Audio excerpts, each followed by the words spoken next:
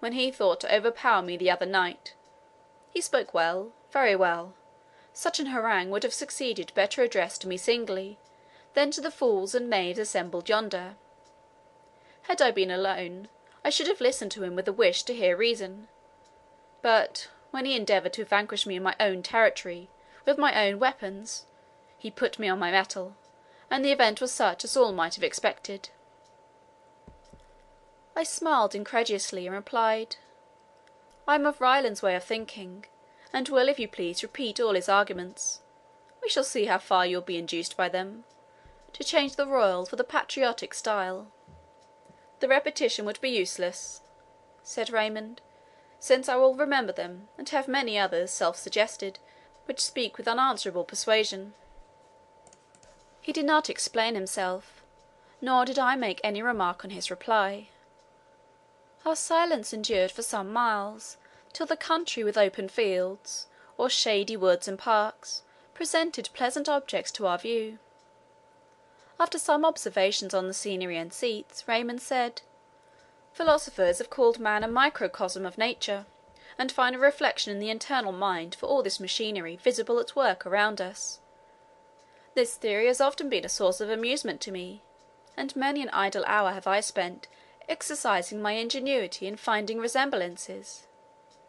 Does not Lord Bacon say that the falling from a discord to a concord, which maketh great sweetness in music, hath an agreement with the affections, which are reintegrated to the better after some dislikes? What a sea is the tide of passion, whose fountains are in our own nature! Our virtues are the quicksands, which show themselves at calm and low water. But let the waves arise, and the winds buffet them, and the poor devil, whose hope was in their durability, finds them sink from under him. The fashions of the world, its exigencies, educations, and pursuits, are winds to drive our wills, like clouds, all one way. But let a thunderstorm arise in the shape of love, hate, or ambition, and the rack goes backward, stemming the opposing air in triumph." "Yes," replied I, "nature always presents to our eyes the appearance of a patient, while there is an active principle in man which is capable of ruling fortune, and at least of tacking against the gale, till it in some mode conquers it." "There is more of what is specious than is true in your distinction," said my companion. "Did we form ourselves, choosing our dispositions and our powers? I find myself, for one, as a stringed instrument with cords and stops, but I have no power to turn the pegs, or pitch my thoughts to a higher or lower key." "Other men," I observed, "may be better musicians." "I talk not of others, but myself," replied Raymond; "and I am as fair an example to go by as another. I cannot set my heart to a particular tune, or run voluntary changes on my will. We are born; we choose neither our parents nor our station; we are educated by others, or by the world's circumstance; and this cultivation, mingling with our own innate disposition, is the soil in which our desires, passions, and motives grow." "There is much truth in what you say," said I, "and yet no man ever acts upon this theory, who, when he makes a choice, says, 'Thus I choose, because I am necessitated.' Does he not on the contrary feel a freedom of will within him, which, though you may call it fallacious, still actuates him as he decides?" "Exactly so," replied Raymond; "another link of the breakless chain. Were I now to commit an act which would annihilate my hopes, and pluck the regal garment from my mortal limbs, to clothe them in ordinary weeds, would this, think you, be an act of free will on my part?" As we talked thus, I perceived that we were not going the ordinary road to Windsor, but through Englefield Green, towards Bishopgate Heath. I began to divine that Idris was not the object of our journey, but that I was brought to witness the scene that was to decide the fate of Raymond, and of course Perdita. Raymond had evidently vacillated during his journey, and irresolution was marked in every gesture as we entered Perdita's cottage.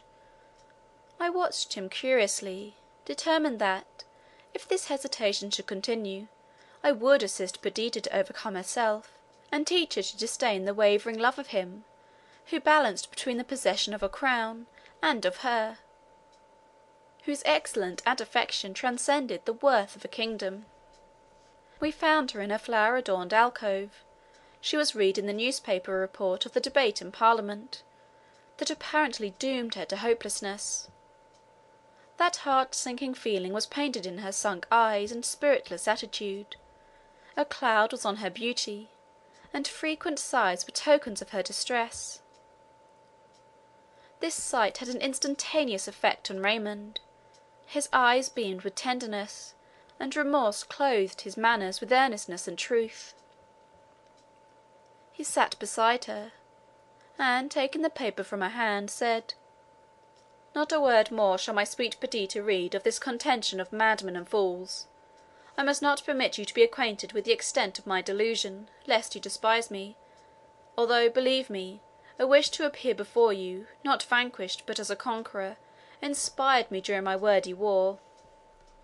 Perdita looked at him like one amazed. Her expressive countenance shone for a moment with tenderness. To see him only was her happiness. But a bitter thought swiftly shadowed her joy. She bent her eyes on the ground, endeavouring to master the passion of tears that threatened to overwhelm her. Raymond continued, "I will not act a part with you, dear girl, or appear other than what I am, weak and unworthy, more fit to excite your disdain than your love. Yet you do love me. I feel and know that you do, and thence I draw my most cherished hopes. If pride guided you, or even reason, you might well reject me. Do so. If your high heart, incapable of my infirmity of purpose, refuses to bend to the lowness of mine, turn from me if you will, if you can.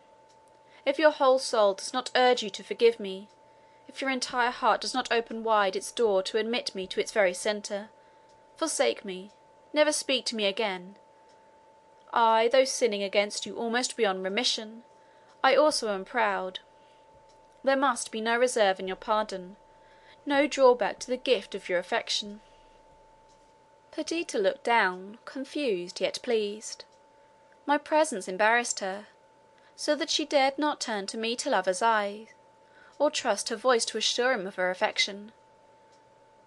While a blush mantled her cheek, and her disconsolate air was exchanged for one expressive of deep-felt joy, Raymond encircled her waist with his arm, and continued, "I do not deny that I have balanced between you and the highest hope that mortal man can entertain, but I do so no longer.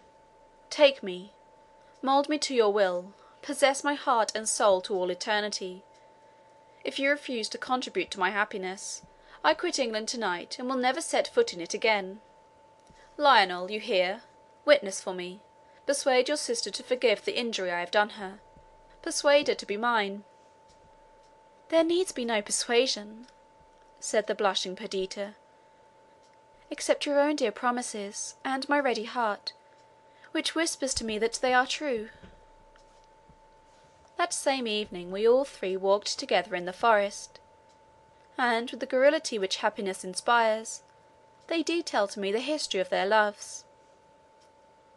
It was pleasant to see the haughty Raymond and reserved Perdita changed through happy love into prattling, playful children, both losing their characteristic dignity in the fullness of mutual contentment.